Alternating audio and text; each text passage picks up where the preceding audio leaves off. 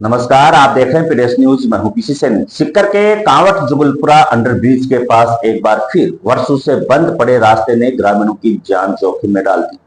रविवार को जुगलपुरा निवासी ओम प्रकाश सैनी की शव यात्रा के दौरान ग्रामीणों को रेल पटरियां पार कर अंतिम संस्कार स्थल तक पहुंचना पड़ा।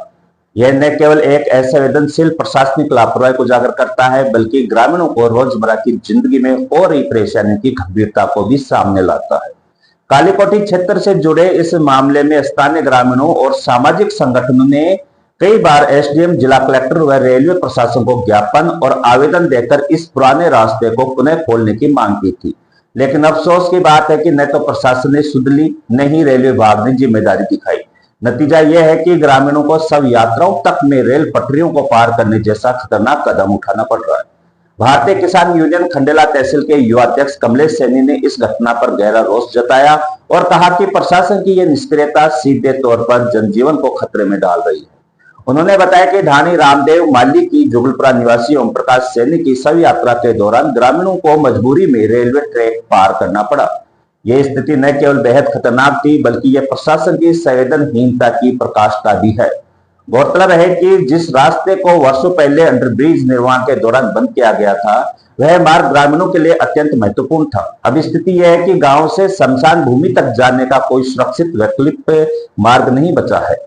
ऐसे में ग्रामीणों को हर बार जान हथेली पर रखकर रेलवे पटरियां पार करनी पड़ती है, चाहे वह अंतिम यात्रा हो या रोजमर्रा की आवाजाही।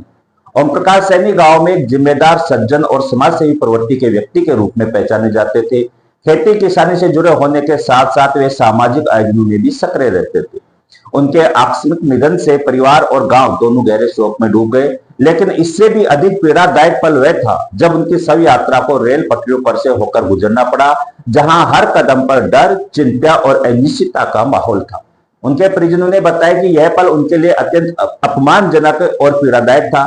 बेटे, भाई और बुजुर्गों के कंधों पर पार्थिव शरीर के साथ चलते समय हर कोई यह सोच रहा था कि एक के सम्मानजनक विदाई भी इस सिस्टम ने छीन ली। ट्रेन आने का खतरा लगातार बना रहा और बच्चों, महिलाओं व बुजुर्गों को पटरियों पर से ले जाना अपने आप में एक बड़ा जोखिम था। स्थानीय नागरिकों का कहना है कि यह पहली बार नहीं है जब किसी शव यात्रा को रेलवे पटरियों से गुजरना पड़ा हो। लेकिन इस बार बात इसलिए अधिक गंभीर हो गई क्योंकि मृतक एक सम्मानित व्यक्ति थे और पूरे गांव ने अंतिम विदाई में हिस्सा लिया। यदि जरा सी चूक हो जाती तो यह शव यात्रा किसी बड़े हादसे में भी बदल सकती थी। स्थानीय लोगों का कहना है कि यह लापरवाही किसी बड़ी दुर्घटना को न्योता दे रही है।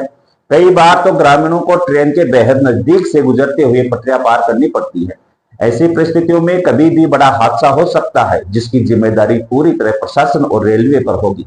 यह घटना इस बात का स्पष्ट उदाहरण है कि ग्रामीण क्षेत्रों में बुनियादी सुविधाओं की अनदेखी आज भी एक गंभीर समस्या बनी हुई है। कागजों में विकास के दावे करने वाला तंत्र जमीनी स्तर पर कितने लापरवाह और असंवेदनशील है, यह जुगलपुरा की इस घटना ने एक बार फिर उजागर कर दिया है। इस दुर्भाग्यपूर्ण घटना ने न सिर्फ स्थानीय प्रशासन की निष्क्रियता को उजागर किया, बल्कि यह भी साफ कर दिया कि ग्रामीण जनता की समस्याएं आज भी जिम्मेदार अधिकारियों की प्राथमिकताओं से बाहर है।